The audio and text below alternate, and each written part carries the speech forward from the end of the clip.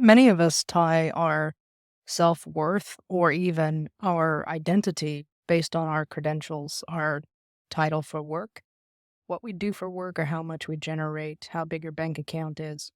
Today, we're going to dive into grief surrounding purpose and identity, and coming out on the other side full of gratitude.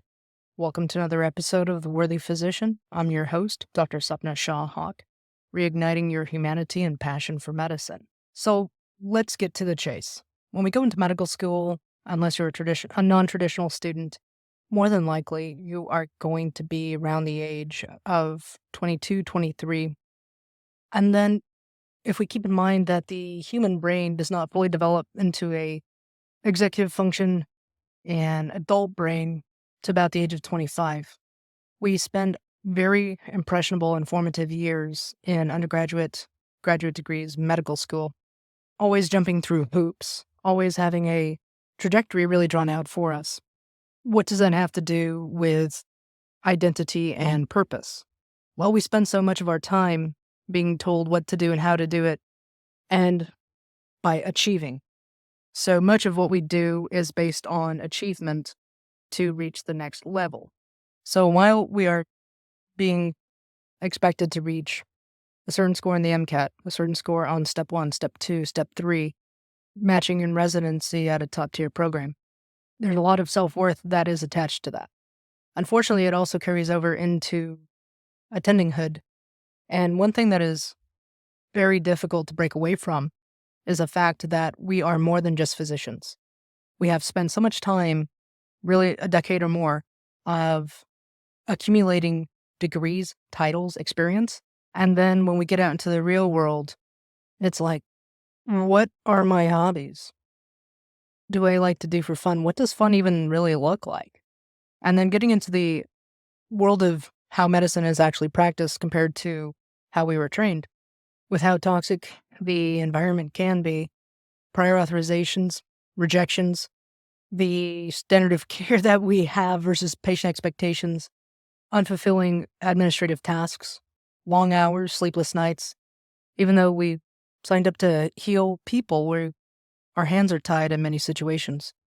It's too expensive, or there's a lot of misinformation, verbal abuse, physical abuse toward medical staff, including physicians.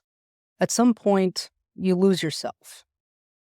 More importantly, I think we start to ask ourselves, what is my true purpose? What do I do besides being a physician? I know I asked myself that when I hit burnout the first time. I came home and I was tired, I was irritable. I wanted to be isolated for at least 30 minutes to an hour. I didn't want to interact with any living being, creatures that walked on 2 or 4 legs. I really questioned what was my purpose besides being a doctor, being this shell of a person that is working extremely long hours, many sleepless nights, getting called on my weekends off or my time off. And a lot of that was lack of boundaries or even me standing my ground. However, I began to lose myself. I began to lose my identity and purpose. And if this is what a doctor was going to do and be, I did not want to be part of that. I did not want to be part of that all-consuming culture of medicine. And with that, I started to grieve. What did I sign up for? What did I get myself into? And I really, really had to come to terms with this is what a physician is nowadays.